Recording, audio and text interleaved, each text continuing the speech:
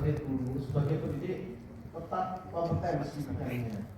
Artinya kami tidak mau terus nanti tanpa tes atau tanpa apa itu nanti justru akan berpandangan lain terhadap profesi guru. Jadi kami tetap berkomitmen. Namun demikian, karena kami ini sudah melaksanakan tugas berpuluh-puluh tahun, jadi mohon untuk regulasi dipermudah. Itu aja pertanyaan dari kami. Terima kasih. Assalamualaikum warahmatullahi wabarakatuh. Masih mohon izin, masih ada tambahan dari Pak. Boleh tidak saya sini coba minta klarifikasi. Yang dimaksud tambahan anggaran itu anggaran apa? Kepastian anggaran Tamsilnya itu Bu, pasti ada itu. Dan tambahan yang lain Pak. Ya. Silakan Pak Ahmad. Terima kasih. Mungkin meningkat waktu terkait permasalahan teman-teman ini sebagai guru, karena masalah sertifikasi guru itu sudah merupakan amanah Undang-Undang Guru Nomor 14 Tahun 2005 bahwa guru wajib memiliki sertifikat pendidik. Sekarang yang jadi masalah adalah percepatan sertifikasinya ini, karena sejak 2007 itu yang namanya PPK, PLPG, dan sekarang yang namanya PPG dalam jabatan. Dari proses PPG ini ada 9 aturan yang telah dikeluarkan oleh Mendikbud melalui Permendikbud. Yang terakhir adalah Permendikbud nomor 54 tahun 2020.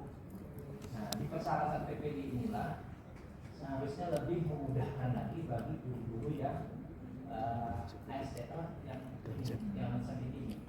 Karena di 2009 pernah itu ada Permendikbud yang mengatur bagi guru yang sudah lama mengabdi yang 50 tahun itu diberikan penghargaan sertifikat pendidik. Itu di 2009. Setelah itu tidak ada lagi. Yang kasihan gini, tugas dan tanggung jawab kawan-kawan sebagai guru itu sama antara sedik dan non sedik. Sama tugasnya. Yang membedakannya hanya di PPG-nya saja. Jadi sebagai bentuk keadilan adalah berikan proses percepatan sertifikasi guru. Yang jadi momok untuk mendapatkan PPG itu adalah di pretesnya ini. Karena pretes PPG inilah yang membuat banyak guru-guru yang tua yang tidak bisa ikut pretes. Nah, hemat kami hapus pretes PPG-nya, berikan kesempatan kepada mereka untuk meningkatkan kompetensinya melalui PPG. Libatkan daerah dalam pembiayaan PPG-nya. Pembiayaan PPG-nya itu dilakukan salah satu di Kalimantan Selatan.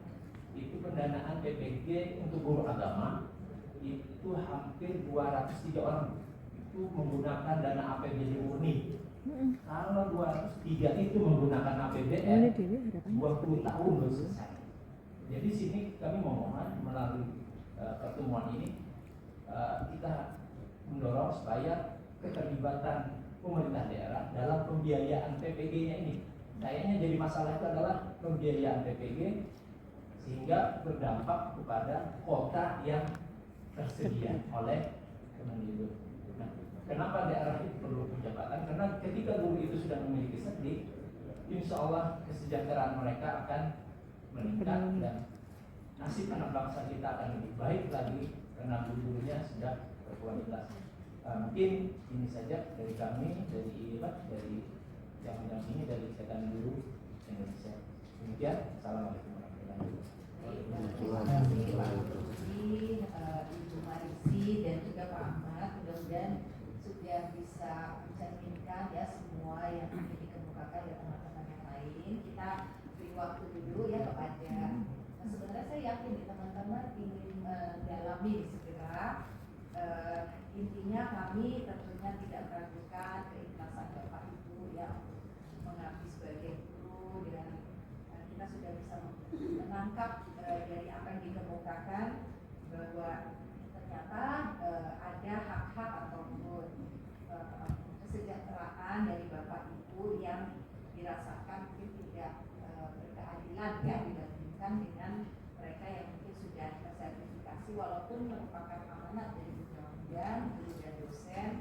Ketika kami menyusunnya 17 tahun yang lalu, tentu berharap pada hari ini semua semua sudah sertifikasi. Namun karena kenyataannya tidak seperti itu, tentu kewajiban kami juga sebagai penyusun undang-undang untuk mencari jalan keluar atau solusinya.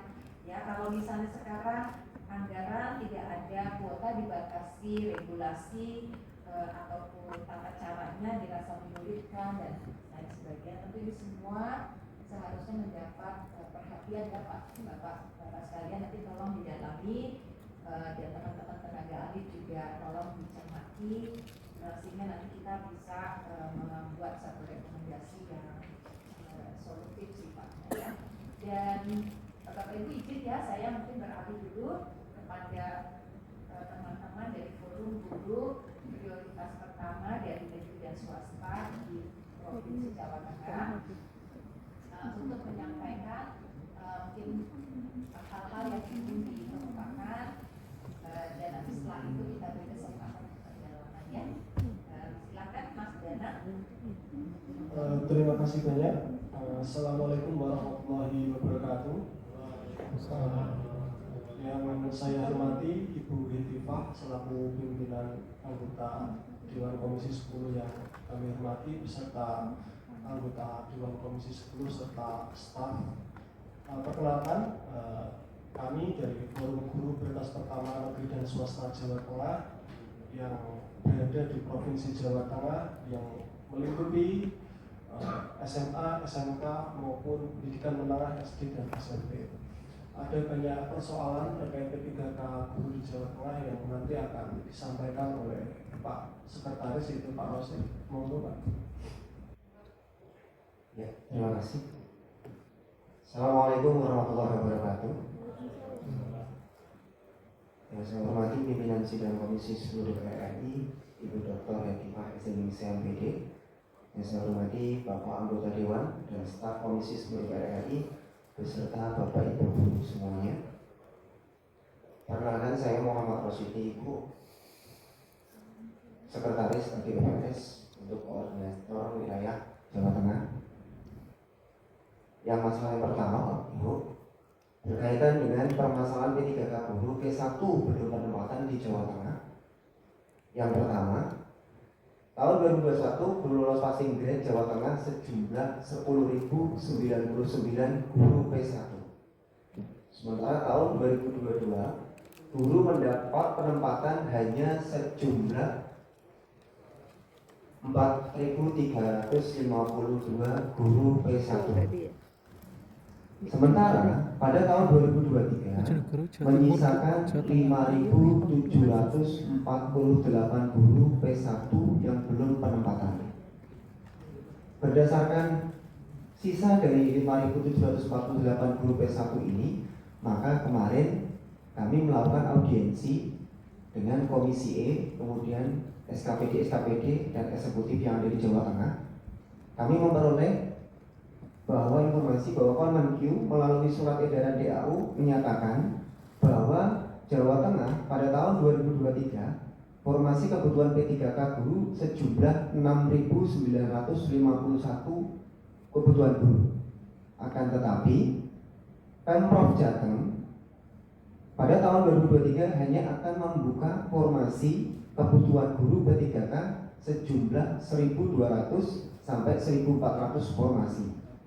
Dan Pemprov Jateng belum mengakui DAU tahun 2023 tentang kebutuhan guru sejumlah 6.951 guru atau kebutuhan. Bahkan menyarankan FEBPS Jateng untuk berkomunikasi dengan Kemendikbudristek yang dalam janjinya akan menuntaskan di tahun 2023 yang akan ditarik pusat. Selanjutnya, efek atau dampak permasalahan yang timbul akibat ketidaksesuaian pusat dengan Pemprov Jateng, Ibu. Yang pertama, Pemprov menyatakan bahwa PMK 212 tentang regulasi P3K guru di tahun 2023 dikatakan hoax. Kemudian, ketidaksesuaian antara pusat, yaitu dari Kemenkyu DAU menyatakan 6.951, sementara Pemprov hanya mengakui atau hanya akan mengusulkan 1.200 sampai dengan 1.400 formasi kebutuhan guru di tahun 2023. Setelah itu muncul lagi permasalahan, Ibu, Bapak, sejumlah 250 guru di PHK atau dirumahkan. Jumlah ini pun terus bertambah Bapak Ibu di setiap harinya, karena ini pun 250 yang hanya terdeteksi di kami untuk melaporkan bahwa sudah dirumahkan. Kemudian hilangnya pendapatan guru yang dirumahkan sementara masih menanggung biaya keluarga, dalam hal ini anak sekolah. Dan bisa tegaskan Bapak Ibu bahwa kami guru dituntut untuk mencerdaskan anak bangsa. Akan tetapi kami pun hampir melupakan hak-hak anak kami juga dalam sekolah. Kami dituntut mencerdaskan, akan tetapi anak kami abaikan berkaitan dengan pendapatan yang kami dapatkan. Apalagi setelah dengan adanya label P1, kami di PHK atau dirumahkan, sehingga pendapatan kami pun juga kurang. Setelah itu harapan kami setelah di PHK, kami mencoba untuk bangkit, mencoba melamar pekerjaan di beberapa sekolahan-sekolahan yang lain.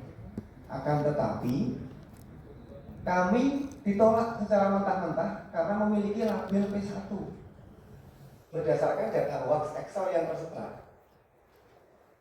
Dan yang paling tragis lagi dan bahkan bagi saya pribadi itu sangat menyakitkan, ada rekan kami, beliau bernama Bapak Wahono. Beliau usianya 57 tahun dan sudah mengabdi 28 tahun menjadi seorang guru. Yang pertama gaji hanya 300 dan sampai sekarang hanya 800 sampai 900. Itu dirumahkan dengan bahasa yang halus tapi menyakitkan. Pak Wahono ingin mencari pengganti sendiri atau ingin saya carikan pengganti? Dikarenakan memiliki label P1. Kemudian di Jawa Tengah juga muncul permasalahan bahwa mapel sedikit P1-nya akan tetapi tidak dibuka oleh Pemda. Di antaranya bahasa Jawa yang dimasukkan ke seni budaya. Padahal kalau dari segi dikembalikan ke linearitas jasa S1, maka bahasa Jawa ini akan kalah dengan S1 yang dari seni. Sementara kalau dari Pemda tidak membuka untuk mapel bahasa Jawa, sampai kapanpun tidak akan pernah dibuka ataupun tidak akan ditempatkan. Kemudian ada juga bahasa asing. Bahasa asing seperti rekan kami Pak Sunarto, beliau bahasa Arab, itu juga sama. Jika Pemda tidak membuka untuk formasi bahasa asing pun, maka beliau juga sampai kapanpun tidak akan dibuka untuk formasi atau tidak dapat ditempatkan. Kemudian ada TBSM, teknik kendaraan motor, kemudian ada mapel-mapel lain yang masuk ke dalam PKWU. TKRU, teknik kendaraan ringan otomotif, itu yang diarahkan ke PKWU. Itu pun juga akan sama apabila dikembalikan kepada linearitas jasa S1, maka mata pelajaran teknik ini yang masuk PKWU akan kalah dengan jurusan sesuai dengan linearitas jasa S1-nya itu tentang wirausahaan. Betul itu. Maka memunculkan mapel-mapel gemuk seperti itu. Kemudian permohonan kami, Ibu. Pertama, kami memohon melalui Komisi DPR RI agar bersedia terjun dan mendampingi langsung dalam penyelesaian P1 di Provinsi Jawa Tengah untuk mengajukan formasi sesuai jumlah guru P1 yang belum dapat penempatan di tahun 2023 sejumlah 5.748 guru P1. Dan bahkan jika kita bandingkan dengan DAU yang diedarkan dari Kemenkeu, itu sejumlah 6.951. Jika dilogika, dengan sisa di Jawa Tengah hanya 5.748, seharusnya tidak ada masalah untuk ditempatkan. Akan tetapi dari Pemprov Jateng tidak mengakui DAU yang dari Kemenkeu atau dari pusat, dan tetap bersikeras membuka 1.200 dan 1.400 formasi. Bahkan kalau jika itu diselesaikan secara bertahap, berarti logikanya 5 tahun ke depan baru akan terselesaikan. Sementara seperti Pak Wahono tadi yang tinggal 3 tahun pensiun, dia menyampaikan, Pak, saya mau diusahakan di Jakarta, Pak. Saya hanya ingin mencicipi bagaimana sih rasanya manisnya gaji negara. Apakah saya dengan pengabdian 28 tahun tidak memiliki hak untuk mencicipi gaji negara? Seperti itu. Kemudian yang kedua, Ibu, memohon Komisi 10 DPR RI mengawal Pemprov Jateng dalam pelunasan P1 dapat dilakukan di tahun 2023 sesuai dengan komitmen dan konsistensi Pak Menteri Pendidikan untuk menyelesaikan P1 yang belum dapat penempatan di tahun 2023 ini. Yang ketiga, memohon Komisi 10 DPR RI untuk memfasilitasi FGPPNS Jateng, Kemenkeu, Kemdikbud, Kemenpan RB, dan Pemprov Jawa Tengah untuk duduk bersama dalam diskusi tentang penyelesaian P1 yang belum dapat penempatan sesuai dengan konsistensi pusat. Yang keempat, memohon Komisi 10 DPR RI untuk mengawal skema Kemenpan RB, Kemendikbud, dan Pemprov Jateng dalam penyelesaian guru P1 yang belum dapat penempatan di tahun 2023. Dan yang terakhir, memohon pemerintah pusat melalui Komisi 10 DPR RI dalam hal ini Kemenpan RB, Kemdikbud, dan Kemenkeu untuk mempercepat penyelesaian masalah P1 khususnya di Jawa Tengah karena guru yang dirumahkan semakin bertambah jumlahnya, Pak. Dan setiap hari itu, bahkan HP saya setiap hari itu berdering. Saya selalu menjadi pendengar setia dari beliau-beliau, apalagi sudah sepuh. Saya sendiri pun yang masih muda pun merasa sakit dari saya. Kami sudah mengikuti sesuai dengan aturan, kami sudah dites, kami sudah lolos, dan kami pun tinggal menunggu penempatan. Akan tetapi dengan seperti statement beliau yang Pak Menteri untuk menyelesaikan, kami sudah menunggu 1 tahun lebih. Mau sampai berapa banyak lagi guru kami ingin berita. Sementara tagihan SPP, tagihan uang gedung untuk sekolah anak-anaknya itu semakin terus gitu. Miris kalau bisa pribadi. Itu dari saya. Jika nanti dari rekan kami yang menambahkan, Assalamualaikum warahmatullahi wabarakatuh. Terima kasih, saya akan menambahkan Bapak Ibu Dewan yang terhormat bahwa forum kami FGPPNS Jateng itu berjuang sejak bulan November sampai sekarang ini. Kami sudah menemui Badan Kepegawaian Daerah Jawa Tengah, Dewan Pendidikan dan Kebudayaan Jawa Tengah, sampai kemarin terakhir itu kita audiensi langsung dengan Komisi E, beraudiensi dengan BPKAD, Bapeda, Dinas Pendidikan, dan juga BKD. Dan semuanya itu satu suara, yaitu kuota untuk Jawa Tengah tahun 2023 hanya akan menampung 1.200 sampai 1.400 guru. Padahal jelas-jelas dari lampiran Kementerian Keuangan tahun 2023 ini, Jateng itu ada kebutuhan sebanyak 6.951 guru. Nah, ini yang menjadi kebingungan guru. Belum ada surat edaran Menteri Keuangan yang jelas-jelas itu real yang diturunkan kepada daerah. Itu saja tidak dipercaya oleh daerah. Maka dari situ kami memohon juga kepada Komisi 10 untuk mendorong Kemendikbud, Kemendagri, dan Kemenkeu untuk datang ke daerah. Karena dari tahun-tahun kemarin pengalaman setelah ada rakor sudah dijelaskan A, B, C sampai Z. Setelah daerah ini pulang kembali ke wilayahnya, nggak ada formasinya. Artinya kalau nggak ada formasinya, Kemendikbud, Kemendagri, dan Kemenkeu wajib untuk mensosialisasikan itu ke daerah agar guru ini diperjuangkan langsung. Kalau hanya rakor saja, terus mereka kembali lagi, mohon maaf, itu sangat sulit dilakukan. Jadi begitu, Bapak Ibu. Karena pendidikan itu kan untuk mencerdaskan kehidupan bangsa. Kalau pidato Pak Gubernur itu kan dengan guru Jepang bisa lebih berdaya saing, lebih maju. Nah, ini kan Jawa Tengah juga guru banyak. Maka Maka dari itu kita juga berharap dari guru Jawa Tengah bisa lebih maju lagi. Seperti itu. Terima kasih. Mohon tanggapan yang lain. Untuk Bu Arif Komala. Terima kasih. Assalamualaikum warahmatullahi wabarakatuh. Perkenalkan saya Arif Komalasari dari Purworejo, salah satu P1 yang sudah lolos Pasmidi tahun 2021, yang kebetulan per Januari ini saya sudah diberhentikan dengan tidak hormat Bapak.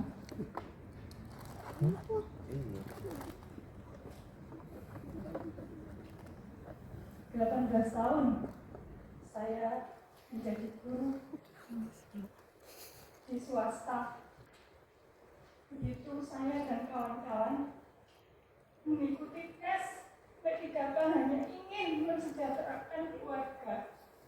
Kami diberi pilihan oleh yayasan dengan yang tidak manusiawi.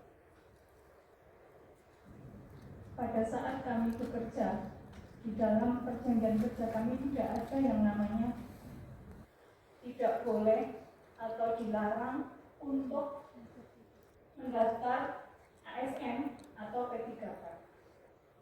Begitu pemerintah membuka P3K yang diperbolehkan oleh swasta, kami guru dari swasta hanya ingin menambah kesejahteraan keluarga saja tidak boleh.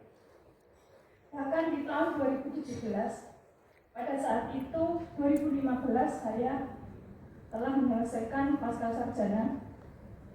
2017 terakhir ada PPG untuk mendaftar secara mandiri, tetapi dari pimpinan ditolak. Alasannya yayasan sedang bergantian. Oke, baik. Terus saya dan kawan-kawan yang senasib dengan saya juga mengalah. Lalu untuk 2021 kami memang tidak izin dengan yayasan karena tidak ada aturan di dalam sekolah yayasan kami. Tapi dengan seenaknya yayasan itu mengintimidasi kami dan itu sangat bertentangan dengan Permendiknas tahun nomor 10 tahun 2017 tentang kesejahteraan guru dan dosen. Untuk itu mohon bagi Dewan yang berada di sini mendengarkan aspirasi kami mewakili guru-guru yang sudah dipecat oleh yayasan untuk menuntaskan secepatnya P1 di Jateng yang sejumlah 5.748 guru sesuai dengan DAU 6.951 formasi sesuai dengan DAU Kemenq 2023. Satu lagi pada para dewan, hari ini saya sangat berbahagia karena dapat langsung menyampaikan aspirasi. Ini saya pribadi, alhamdulillah untuk angkatan guru tahun bergerak saya lolos Bapak Ibu. Tapi karena saya sudah dipecat, saya tidak bisa untuk melanjutkan kembali. Padahal itu adalah puncak karir sebagai seorang guru. Lalu bagaimana dengan nasib saya yang sudah tidak bekerja? Padahal untuk melanjutkan calon guru penggerak itu harus mempunyai dapodik, dasarnya itu. Sementara untuk P1 kami belum mendapatkan penempatan dan kami juga tidak tahu ketika Jawa Tengah hanya membuka tetap bersikukuh 1.200 sampai 1.400, ini sangat memilukan Bapak Ibu. Untuk itu mohon kepada Dewan untuk menjembatani kami dengan pemerintah pusat dan daerah untuk terus mengawal P1 Jateng 5.748 selesai tahun 2023 dan semoga tidak ada Bapak Ibu guru yang semakin hari semakin banyak yang dipecat berguguran karena mengikuti P3K. Apakah itu suatu dosa besar Bapak Ibu? Kami juga manusia biasa yang membutuhkan kesejahteraan. Lalu bagaimana dengan anak-anak kami yang harus sekolah? Masa Bapak Ibunya guru, anaknya hanya lulus SMA atau SMP, kan itu tidak mungkin kan Bapak Ibu. Untuk itu dengan sangat memohon semoga nanti dengan adanya RDPU ini hari ini terbuka daerah kami untuk membuka sesuai dengan DAU 6.951. Terima kasih. Assalamualaikum warahmatullahi wabarakatuh. Assalamualaikum warahmatullahi wabarakatuh. Ya, silakan dengan Pak. Assalamualaikum warahmatullahi wabarakatuh. Bersyukur kehadirat Allah Taala yang pada sore hari ini kami berikan kesempatan dan terima kasih kepada seluruh jajaran DPR RI Komisi 10 mulai dari pimpinan dan seluruh yang mendampingi. Saya tidak bisa berkata apa-apa. Jadi kalau saya prinsipnya ketika sudah ada regulasi yang jelas mengatur tentang bagaimana mekanisme penyelesaian D1 ini, maka negara wajib hadir. Siapapun itu, entah itu presidennya, entah itu wakil presidennya, sampai pada jajaran pemerintah kami, yaitu Pak Gubernur, maka wajib hadir untuk menyelesaikan. Karena kondisi real 2021-2022, alasan beliau-beliau itu ketika kami coba mengkomunikasikan masalah D1, bahasa kami tercecer itu, bukan untuk mencecerkan, tetapi tercecer. Jadi angka yang fantastis dari 10.099 kemudian dikurangi yang mendapatkan penempatan sampai tahun 2022 itu 4.351, maka negara harus hadir. Kalau kemudian itu alasannya dihapus, PMK 212 jelas di situ pasal 2 ayat 1 dan 2 sampai 3 itu jelas. Apalagi yang kemudian mau dilakukan? Kalau kemudian negara sekup provinsi membutuhkan penjelasan, maka mohon dengan sangat pemerintah pusat turun ke provinsi Jawa Tengah dan kami dilibatkan, Bapak Ibu.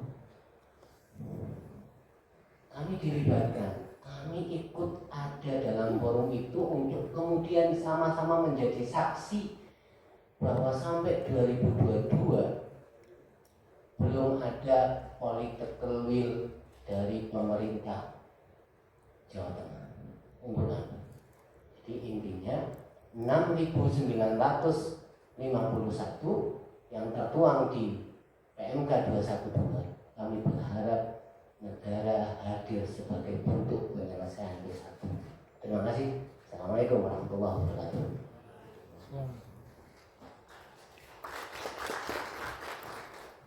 Sunarto ya tadi ya, Mas. Siapa namanya tadi? Mas Sunarto. Sunarto. Sunarto. Jadi kita sudah mendengarkan tadi ya Mas Danang, Mas Rosyid, Bu Arif dan juga Mas Sunarto.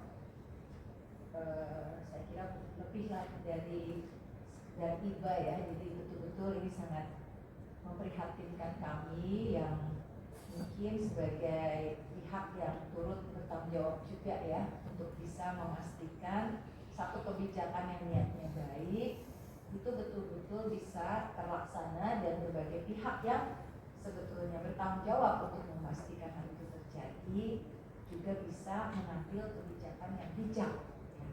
Saya sebetulnya juga merasa sangat surprise ya, kaget, nggak percaya lah gitu ya bahwa kondisi yang dihadapi di lapangan ternyata seperti ini. Jadi menunjukkan bahwa ketidaksinkronan kebijakan, ya, lubang-lubang di antara satu kebijakan di tingkat pusat dengan kebijakan yang diambil di daerah itu bisa sedemikian besar jarak ataupun lubangnya tadi, ya. Nah, jadi mungkin saya sepakat ya bahwa memang harus hadir ya negara dan mungkin harus turun untuk memastikan di mana sebetulnya letak keberatannya ya gitu ya untuk bisa misalnya tadi mengisi formasi yang ada yang sudah tersedia ya dengan adanya alokasi yang sudah tersedia dan sebagainya. Nah, mungkin tidak bisa diselesaikan hari ini, tetapi hari ini kita bisa mendapatkan beberapa informasi yang sangat penting dari kedua tamu kita ini ya teman-teman. Saya ingin memberi kesempatan kepada teman-teman anggota jika ingin ada pendalaman ataupun juga saran-saran ini bagi Komisi 10 sebagai institusi yang akan menindaklanjuti aspirasi yang kita terima pada sore hari ini. Silakan mungkin dari Pak Nur dulu atau Pak silakan Mas Nur.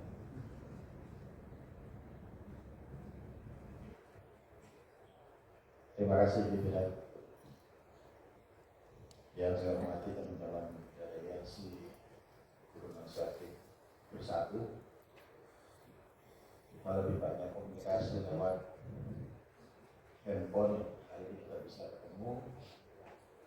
Wassilahnya dari dapil saya, teman-teman dari Lumajang sama Mas Edi, setiap hari WA-in saya terus. Alhamdulillah permohonan teman-teman lebih cepat nih, awalnya baru tanggal 14, terus tiba-tiba saya juga dapat kabar tanggal 8, itu nggak suka. Artinya tahap pertama kami di Komisi 10 kita sudah mendengarkan semuanya, dan tentu apa yang menjadi problem teman-teman ini sesungguhnya setelah saya baca di Undang-Undang Nomor 14 Tahun 2005 tentang guru dan dosen, ini mandat undang-undang dan undang-undang ini belum dicabut.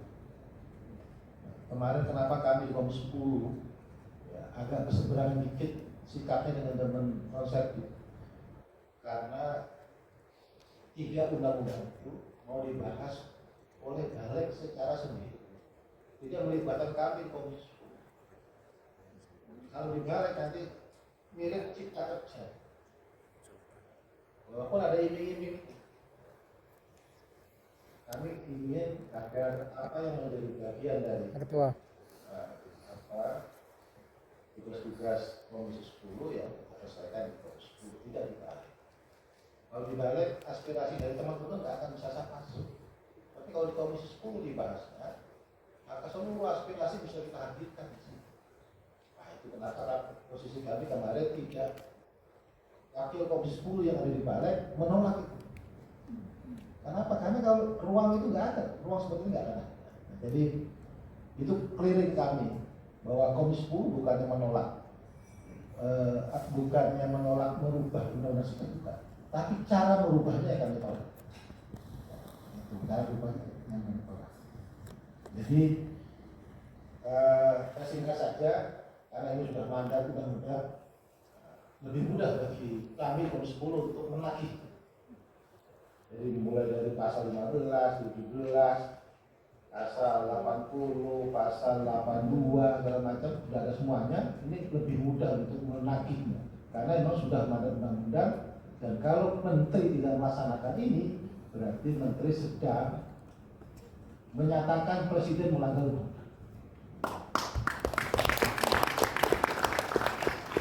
Jadi itu yang buat teman-teman non-sertif. Insya Allah kami semua yang dari Komisi 10, semua fraksi akan memperjuangkan ini. Nah, yang kedua menyangkut teman-teman yang dari Jawa Tengah. Saya sampai sekarang sudah nggak ngomong lagi dengan Bu Nunu, Prof. Nunu, karena apapun yang kita sampaikan tidak dianggap apa-apa. Jadi karena memang begini, Jadi saya bangga. Saya tahu uang itu kurang lebih 19,6 triliun diketok di Bangga. Untuk apa? Untuk membayar P3K yang ditransfer ke daerah melalui skema transfer daerah melalui DH. Nah, saya tanya satu persatu, bupatinya, wali kotanya, gubernurnya, bapedanya, sekdanya, saya tanya semua. Nggak ada Pak Wapres. Rp1 pun tidak. Akhirnya saya kembali lagi ikut rapat Bangga. Saya tanya lagi, ada Pak? Nggak pernah saya tanya. Kemenku, Dirjen Anggaran saya tanya, oh kita ini Pak. Ya. Terus kita tanya lagi, sampai kita kumpul kemana-mana itu sekarang kita tanya. Pertanyaan pertama adalah, apakah uang itu ditransfer diterima? Tidak. Terakhir kami ke Lampung. Gubernur menyatakan tidak pernah menerima uang itu. Ya. Nah, akhirnya apa? Akhirnya kami di Komisi 10 kemudian mencoba mengikhtiarkan, membesarkan usul P3K tidak hanya guru, tapi juga nakes, kemudian penuh pertanian, sehingga kami dari Komisi 10, Komisi 9, Komisi 4, Komisi 2 dan Komisi 11 sudah mengajukan surat ke pimpinan untuk membuat pansus. Karena ini menyatakan sudah, ini menyatakan belum. Kita nggak bisa melihat kebenarannya di mana. Uangnya ada, sesuai dengan kuota yang disusun oleh Kementerian Keuangan. Jawa Tengah berapa, Jawa Timur berapa, Jawa Barat berapa, semua sesuai dengan itu. Nah, tapi ketika kita cek sampai ada 2-3 malah gini loh Mas, kalau uangnya ada minta berapa, kalau ada 20.000 tak angkat semua. Nah, ini kepala daerah, tapi karena uangnya tidak ada, benar kan? Coba sama panggil Kementerian Keuangan, ada sektor panggil semua, nggak ada loh Mas Bang. Nah, jadi ini sebenarnya kita lagi mencari siapa yang berbohong. Apakah pemerintah pusat atau pemerintah daerah? Karena itu kemudian kami panja kita lakukan sudah berkali-kali, panja rekomendasi kita sampaikan, nggak mempan. Makanya kita memasukkan pansus. Dalam sejarah di DPR, kalau sudah pansus, sudah ada beberapa menteri di penjara dan termasuk satu presiden yang terjungkal gara-gara pansus di DPR. Nah, jadi itu yang sudah kami tunggu surat persetujuan dari pimpinan DPR. Dalam rangka tadi untuk memastikan, walaupun kemudian kemarin dalam rapat terakhir dengan Kemendikbudristek, pihak kementerian menyatakan bahwa akan dituntaskan keseluruhan, terutama P1 di 2023. Itu terakhir. Nanti kalau mau ada risalah rapatnya, saya akan berikan biar tahu. Jadi sudah ada janji bahwa 2021 untuk khusus P1 itu akan diselesaikan di 2020. Itu janji terakhir kemarin, minggu kemarin.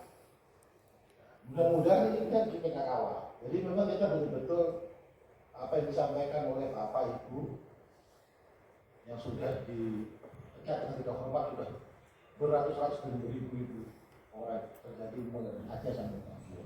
Laporan masuk seluruh anggota komisi. Dan kami tidak kurang-kurang untuk menyampaikan itu.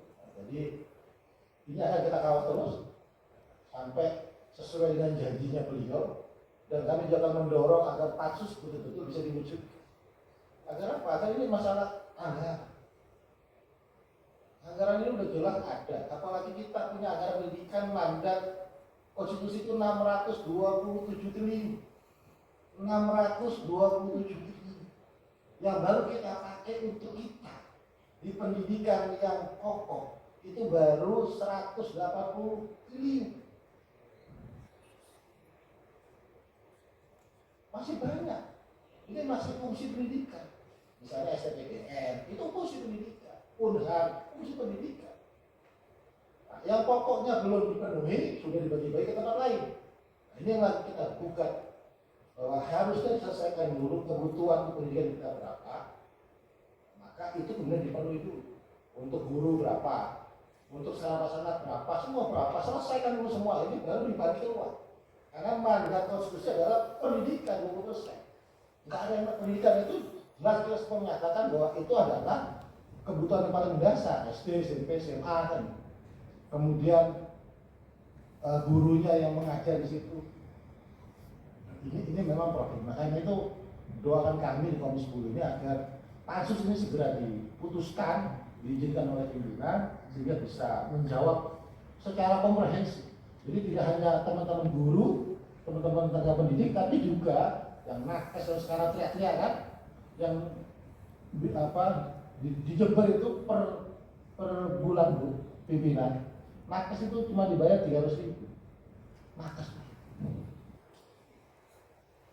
Belum lagi penyuluh pertanian, penyuluh macam-macam.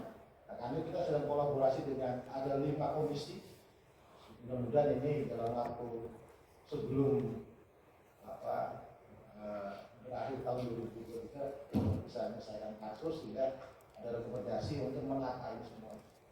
Jadi itu mungkin tanggapan dari kami dari Komisi 10 saya pribadi yang terkait dengan teman-teman sakit, karena ini jelas mandat undang-undangnya sudah saya baca. Soalnya ini sebenarnya lebih mudah, seharusnya lebih mudah. Kalau teman-teman P1 ini kan memang masih soal itu terbuka, tapi ya sebenarnya progresnya makin kemari sebenarnya makin bagus sebenarnya. Hingga nanti Pak Andreas sebagai pemilik menteri, ya, usaha saya ini. Ya. Saya bilang kalau saya kan harusnya jadi menteri.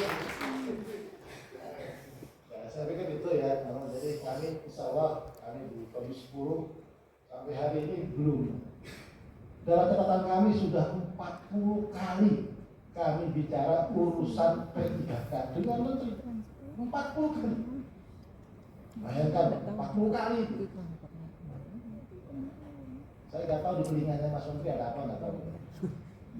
Kalau 40 kali itu harusnya sudah disahkan. Saya mungkin itu pimpinan, mohon maaf.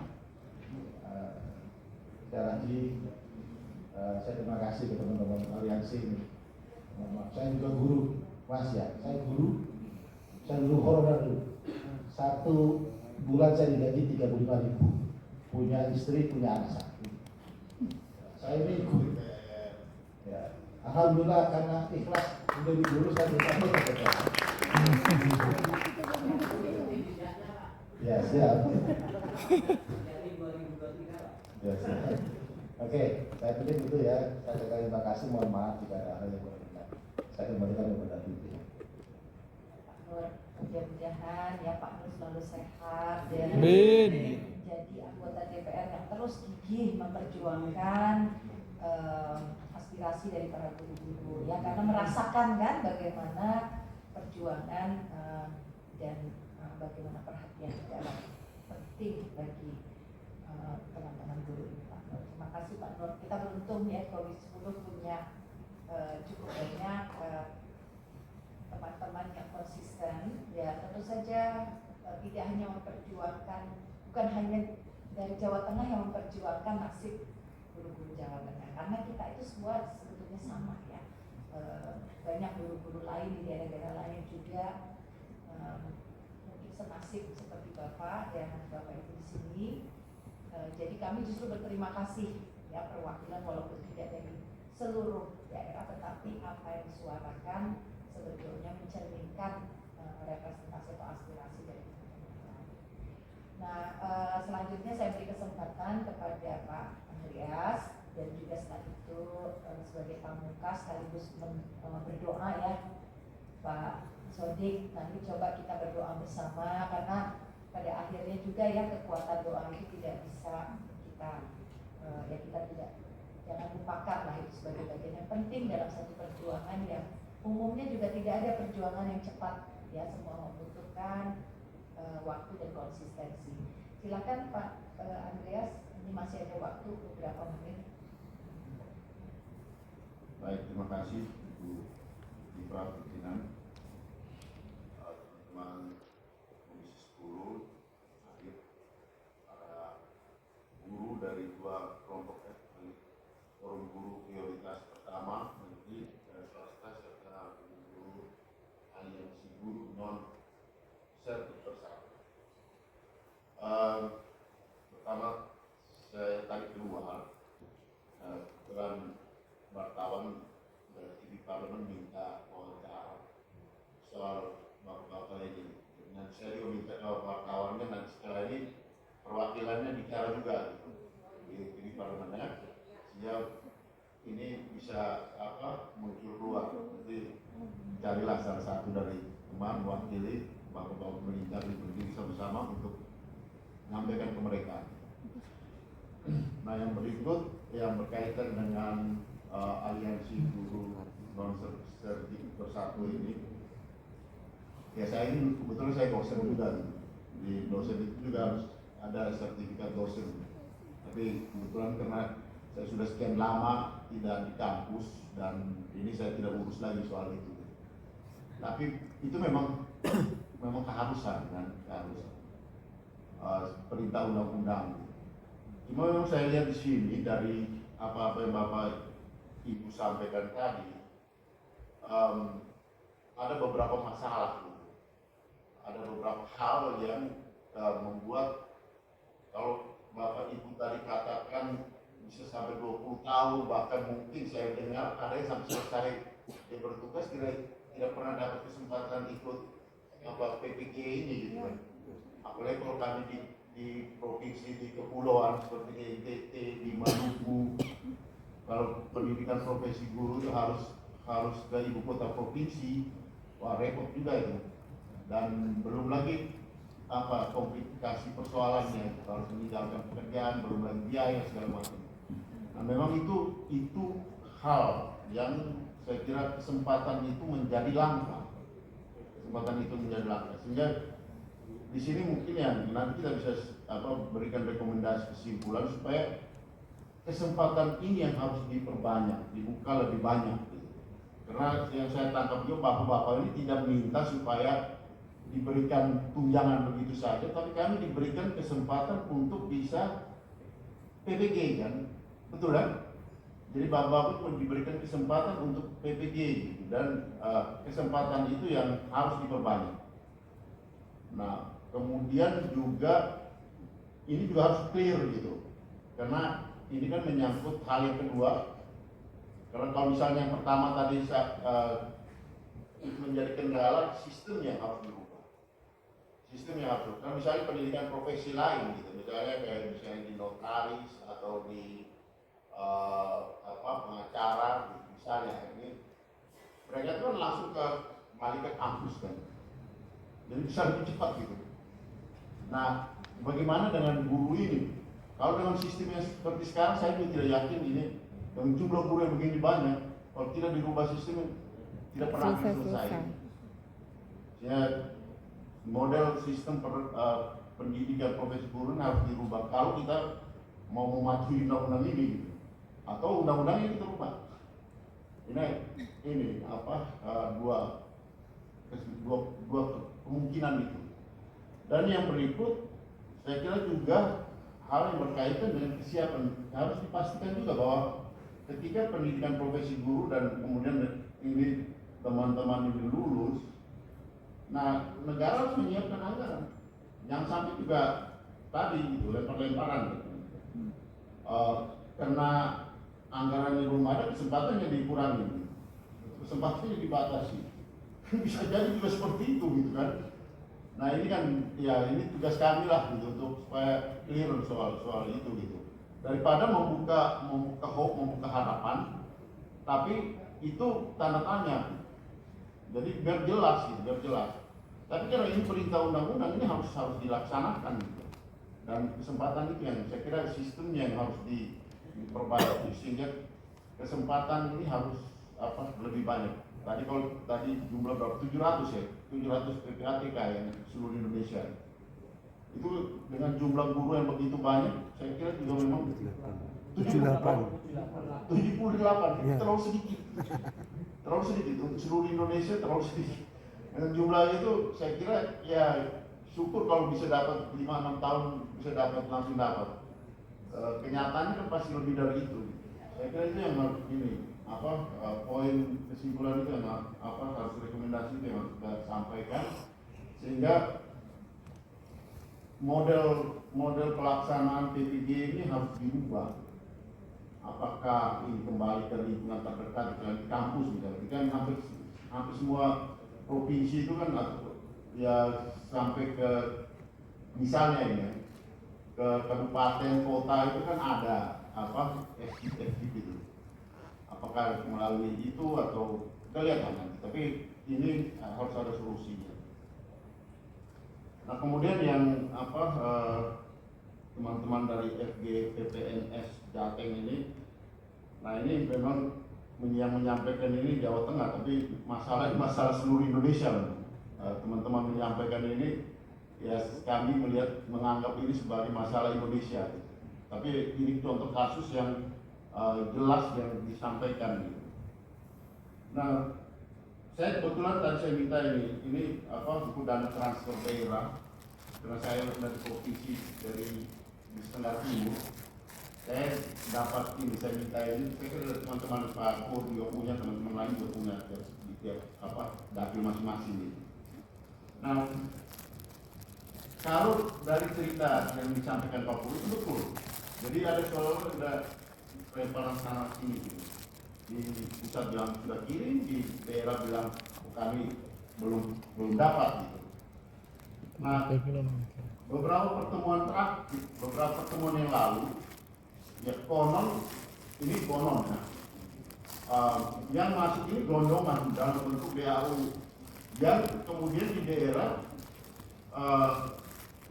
menjadi terbuka kembali karena tidak langsung disampaikan bahwa ini pembayaran untuk P3K, ini pembayaran untuk P3K. Dan juga ada klausul, kalau tidak ada klausul dari Kementerian Dalam Negeri pembayaran itu sesuai dengan kemampuan keuangan daerah, surat edaran kalau tidak salah. Nah ini yang harus dipikirkan sehingga kemudian tidak berinterpretasi. Daerah itu tidak melakukan, karena di daerah juga kan tadi ada bupati yang menyatakan sesuai dengan kemampuan keuangan daerah. Ya mereka menafsirkan lagi, ya kalau bisa kita bayar, kalau tidak tunggu dulu. Nah ini jadi Jadi tiktokan. Sehingga memang kemarin terakhir kita minta supaya kalau memang ini DAU dan ini khusus, memang langsung untuk ke P3K. Dan kalau tidak salah kemarin dalam rapat terakhir itu ada rencana ke sana untuk 2000 ya selesaikan yang 2022 dan 2023 ke sana itu DAU yang kemudian juga di dalam ya teknis anggaran saya tidak tahu persis, tapi dari transfer daerah itu memang untuk kepentingan pembayaran P3K. Karena itulah yang menjadi kesimpang siuran yang ada. Jadi memang saya kira tugas kami juga untuk menjelaskan itu, meng-clearkan soal itu. Terakhir sih memang dari Kementerian Pendidikan, karena ini bukan hanya persoalan Kementerian Pendidikan gitu, tapi juga menyangkut ya BKN, PAN, RB, dan Kementerian Keuangan dan Kemendagri. Karena bosnya bapak-bapak ini kan kalau di daerah, kalau yang guru SMA kan bosnya gubernur, kalau SMP, SD, SMP kan bosnya bupati wali kota gitu. Nah mereka patuhnya sama kementerian ke atasnya gitu. Nah ini juga yang membuat kita harus lihat dari lingkaran ini. Tapi kemarin dari pembicaraan di sini memang Pak Menteri Pendidikan dan itu supaya tahun 2023 ini selesai gitu. Karena masih Jawa Tengah itu 6.000 ya Pak.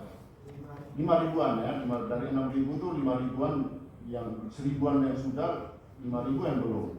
Seluruh Indonesia ada 40 sekian ribu lah total yang belum, dan ini harus selesai tahun 2023 ini gitu.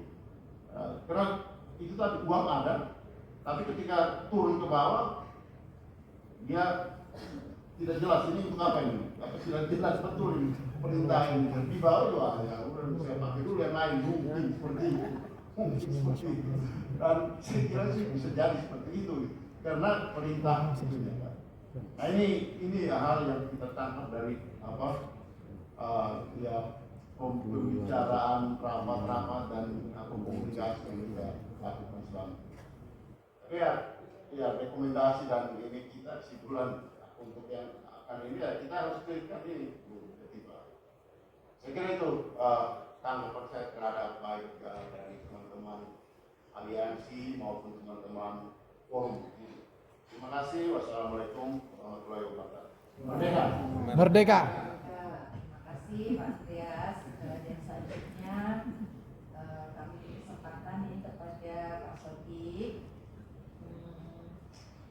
Itu tadi ya, silakan apalah yang Pak Sodik mau sampaikan, isi hati, perasaan, selama mendengar semua masukan dari keluhan ataupun harapan dari teman-teman.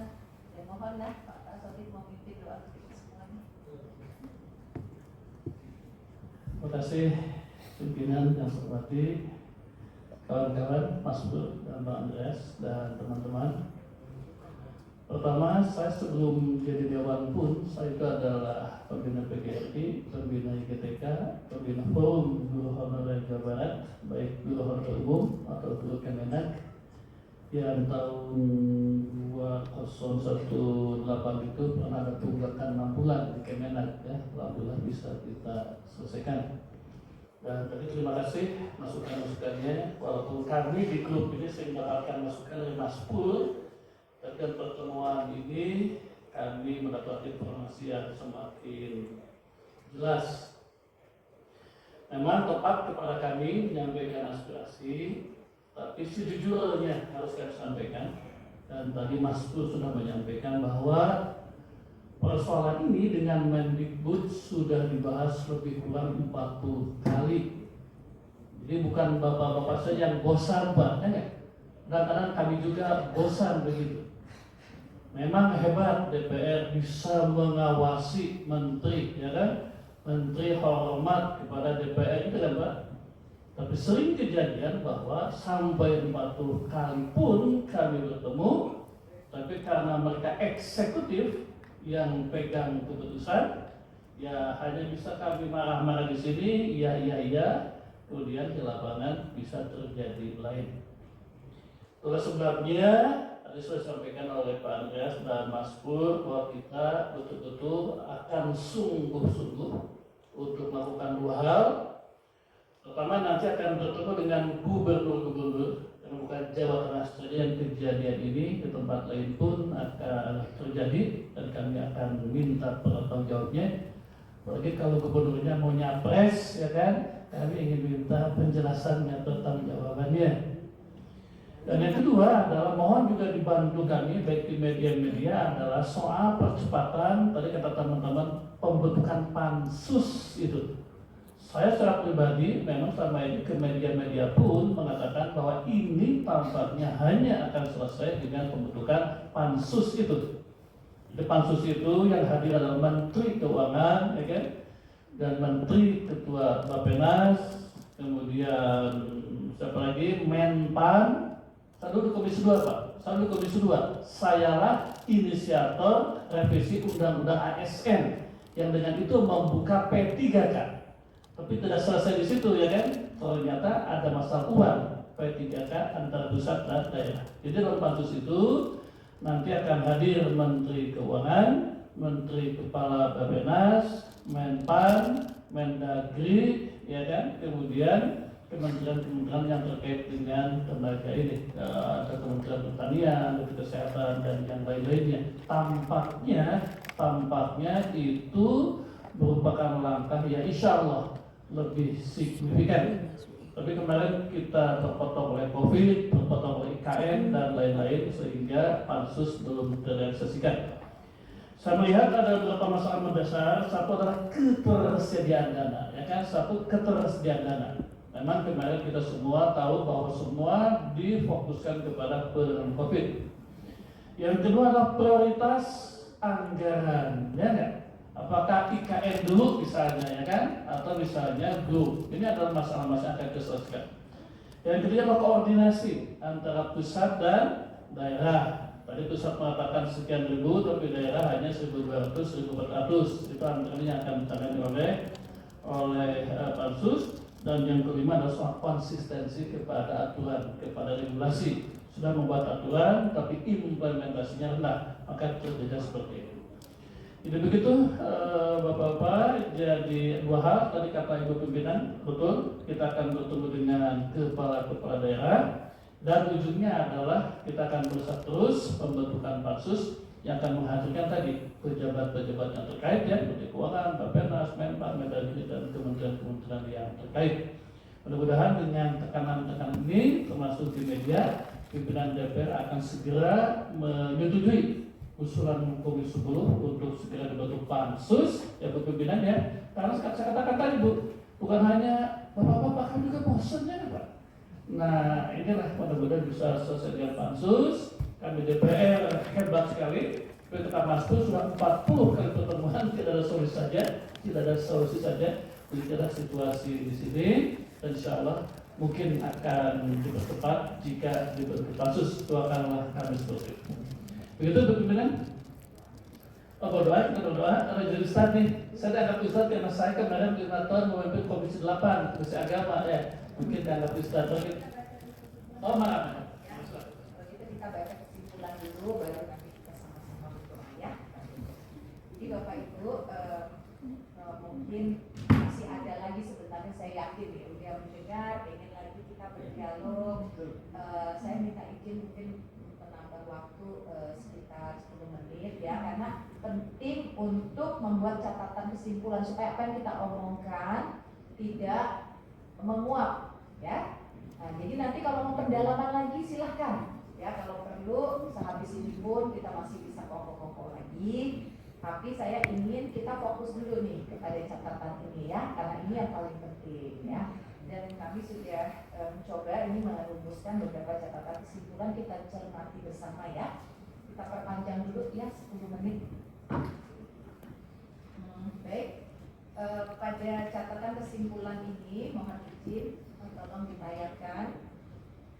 Komisi 10 DPR RI menyampaikan apresiasi kepada Bapak Ibu dari Aliansi Guru Non Sertifikasi Pendidikan Bersatu atau AGNSB dan Forum Guru Prioritas Pertama Negeri dan Swasta atau FGPPNS Jawa Tengah yang telah menyampaikan masukan dan aspirasi dengan beberapa poin utama, di antaranya sebagai berikut.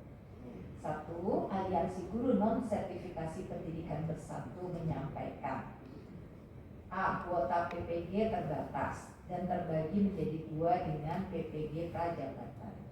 B. Terbatasnya LPTK penyelenggara PPG. C. Pelaksanaan PPG hanya 1 tahun sekali. D. Terjadi kesenjangan penghasilan antara guru non sertifikasi dengan yang sudah sertifikasi. E. Mengusulkan guru umur 35 tahun lebih dan sudah mengambil lebih dari 10 tahun untuk mendapatkan tunjangan sertifikasi secara otomatis. F. Mengusulkan mekanisme PPG dikembalikan ke sistem portofolio. Dan G. Mengusulkan adanya pemutihan sertifikasi mengacu kepada Undang-Undang 14 tahun 2005 tentang guru dan dosen, pasal 80 dan pasal 82. Tapi intinya, Bapak Ibu mohon maaf nih saya sebelum bacakan, tentunya apa yang Bapak Ibu sampaikan, pernyataan sikap dan sebagainya ini adalah bahan yang tentu tidak terpisahkan dari rapat ini, ya. Jadi tetap ini merupakan bagian dari laporan sikap yang kami kerjakan. 2. Forum Guru Prioritas Pertama Negeri dan Swasta Jawa Tengah menyampaikan Pemerintah Jawa Tengah pada tahun 2023 hanya akan membuka formasi kebutuhan guru P3K sejumlah 1.200 sampai 1.400 dan belum mengakui surat edaran Kemendikbud terkait DAU Jawa Tengah tahun 2023 untuk P3K guru sejumlah 6.951 kebutuhan guru. B. Timbul permasalahan akibat ketidaksesuaian antara pemerintah pusat dan pemerintah provinsi Jawa Tengah, antara lain terdapat 5.748 guru lolos passing grade atau P1 belum mendapatkan penempatan, serta adanya intimidasi kepada guru yayasan sehingga dirumahkan. C. Memohon fasilitasi kepada FDP PNS, Kemenkeu Republik Indonesia, Kemendikbudristek RI dan Pemprov Jawa Tengah untuk duduk bersama serta mengawal penyelesaian P1 dengan memajukan formasi sesuai jumlah guru P1 yang belum mendapatkan penempatan di tahun 2023. Terhadap permasalahan dan masukan yang disampaikan oleh para narasumber, Komisi 10 DPR RI menyampaikan pandangan sebagai berikut. 1. Terkait program sertifikasi guru, Komisi 10 DPR RI mendorong Kemendikbudristek untuk A. Memetakan kembali jumlah guru yang belum memiliki sertifikasi guru sehingga mendapatkan data yang up to date dan akurat. 2. Meninjau kembali kebijakan sertifikasi guru melalui skema percepatan sertifikasi guru. Dan 3. Membuat skema pembiayaan PPG melalui pola kerjasama dengan pemerintah daerah. 2. Mendesak Kemendikbudristek RI membuat kebijakan terobosan terhadap pemenuhan kewajiban oleh pemerintah kepada guru yang belum memiliki sertifikat pendidik sesuai dengan amanat pasal 80 ayat 1 huruf A Undang-Undang Nomor 14 Tahun 2005 tentang guru dan dosen.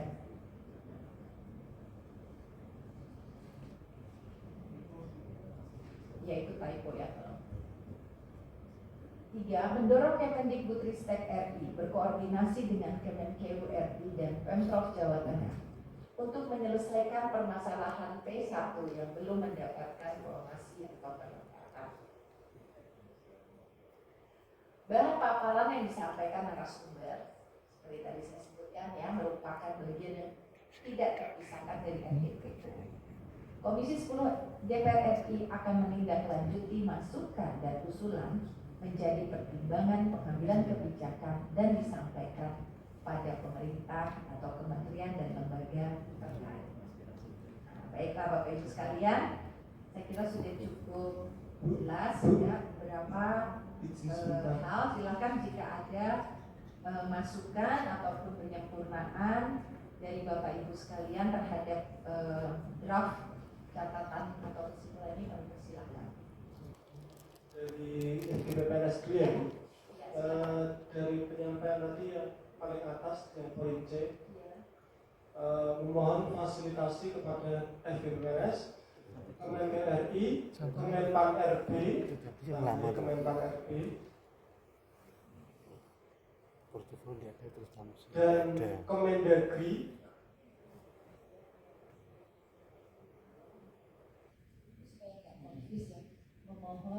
Maksudnya memohon Komisi 10 untuk memfasilitasi satu pertemuan antara Kemenkeu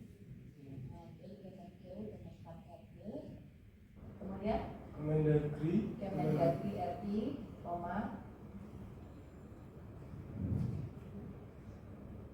Kemendikbudristek dan pemerintah Provinsi Jawa Tengah untuk bersama fasilitasi antara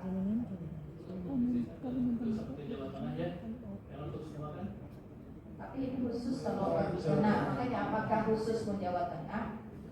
Maksudnya ya ini khusus Jawa Tengah Pak. Ini khusus kasus Jawa Tengah. Namun saya kira nanti terserah ya kalau kita mau bikin rapat kemudian juga sekaligus mengangkat provinsi. Tapi ini permintaan ini khusus Jawa Tengah.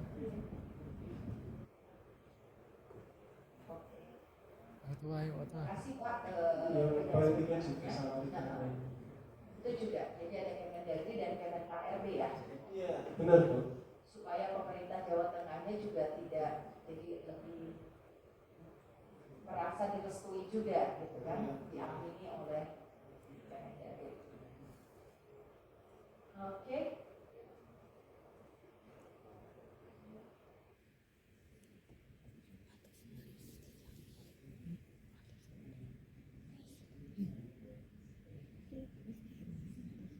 Iki sing gak pulang iki. Iya. Pulang komisi.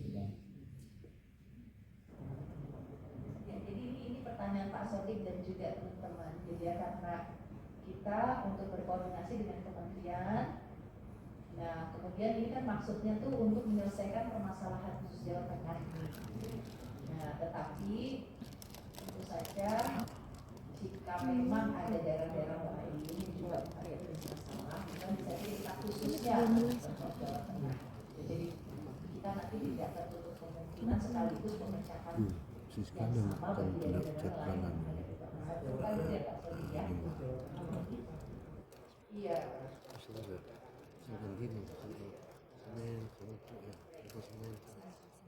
Mohon izin, Ibu Sidang. Ini mau sedikit mengklarifikasi tentang materi yang kami sampaikan kepada staf ya. Ini tadi kami sudah menyampaikan revisi materi Ibu. Itu materi yang sebelum direvisi. Iya. Yang ada mengusulkan umur 35 dan lebih dari 10 tahun mengabdi itu. Nah ini ada revisinya, udah sampaikan hard copy-nya sama soft copy-nya sudah ada. Baik, terima kasih Pak. Jadi ya, terima kasih. Yang saya pegang pernyataan sikap yang ini, ya kan? Ya, yang sebelum tidak mana. Jadi mungkin ada revisi materi. Tolong dong kalau begitu dikoreksi dulu. Ini Mas poin-poinnya ya, coba yang A, baik. B, C, dan seterusnya. Jadi di sini pertama yang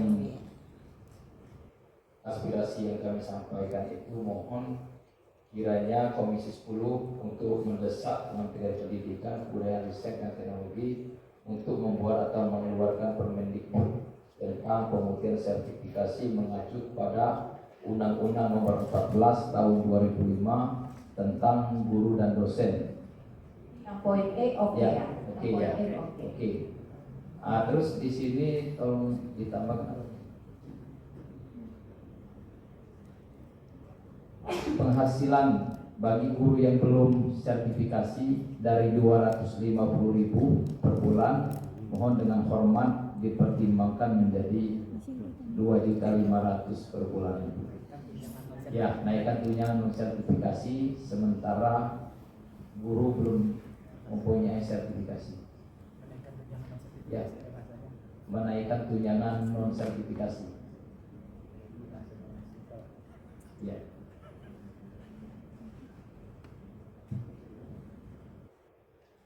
Hasilnya itu loh.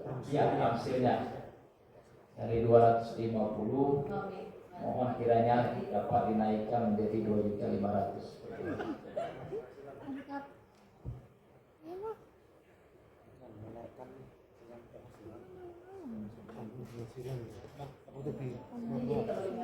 Tamsil itu bukan tunjangan, Mbak. Harus lebih tambahan penghasilan. Itu tambahan penghasilan, bukan tunjangan. Tambahan penghasilan. Ya, Atau gimana kalau misalnya bukan tunjangan itu. Itu tambahan penghasilan. Tambahan penghasilan. Itu angka 2.500.000 itu ada Ya, menaikkan tambahan penghasilan sesuai dengan bukan tunjangan.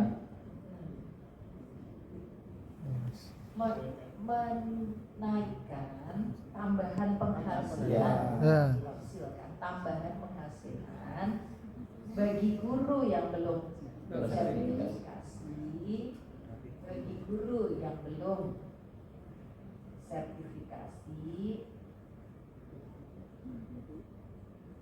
dari 250.000 per bulan menjadi 2.500.000 per bulan.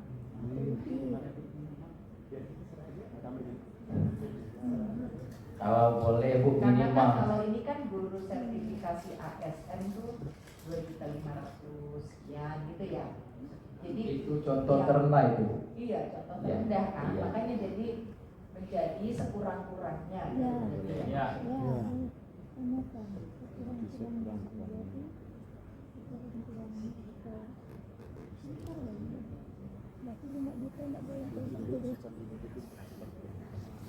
Rp2.500.000 per bulan.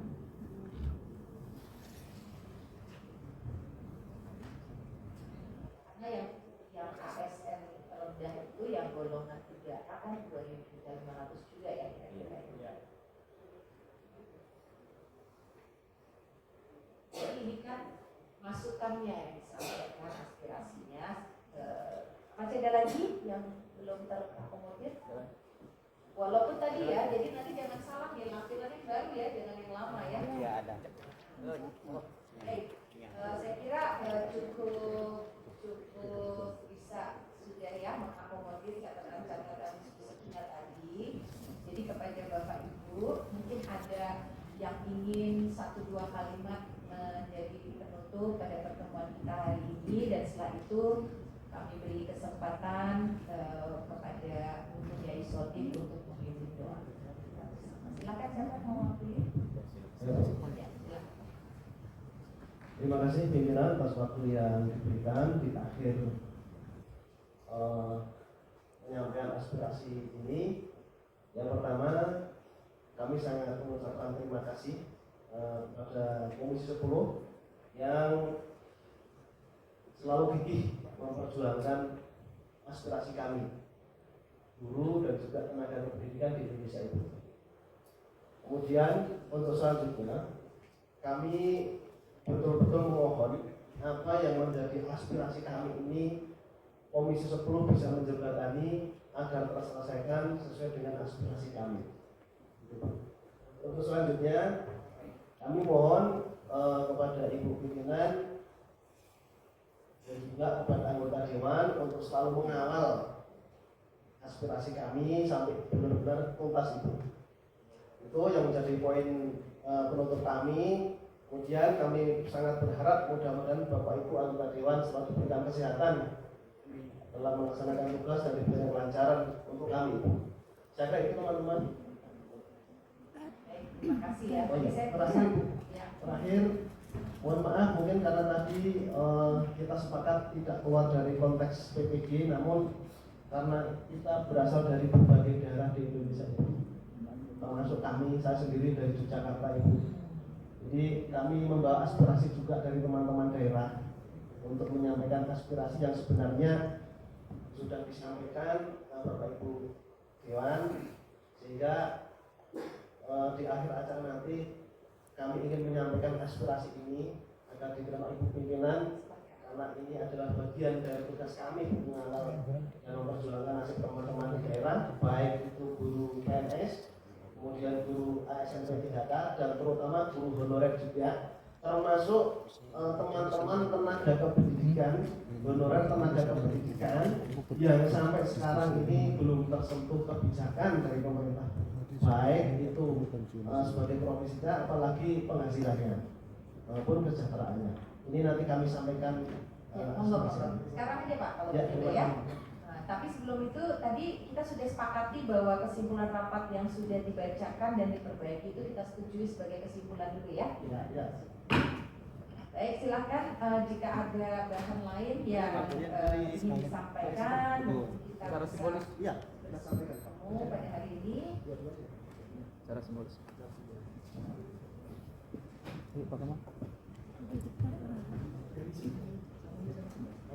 Enggak lah. Ya, fotonya.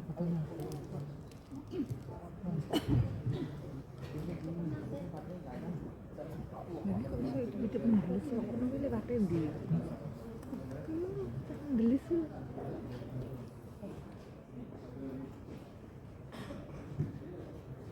Yuk, iki enggak men. Siapa yang buka?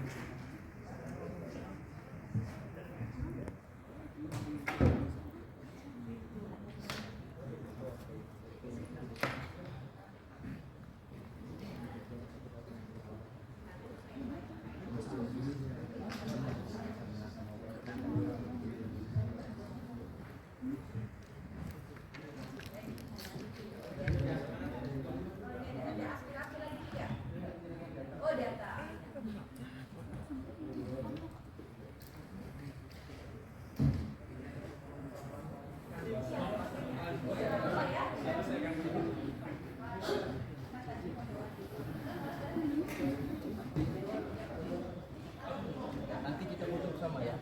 Iya. Tutup sama. Nanti setelah tutup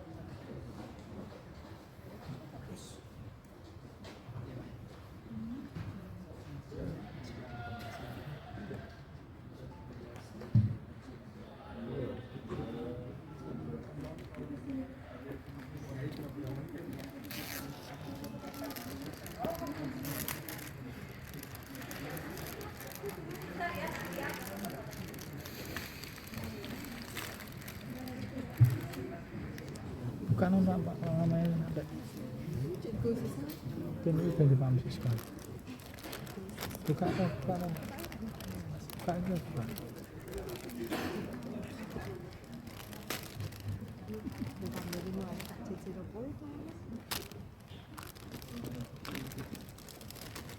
Terima kasih pimpinan, ini luar biasa saudara.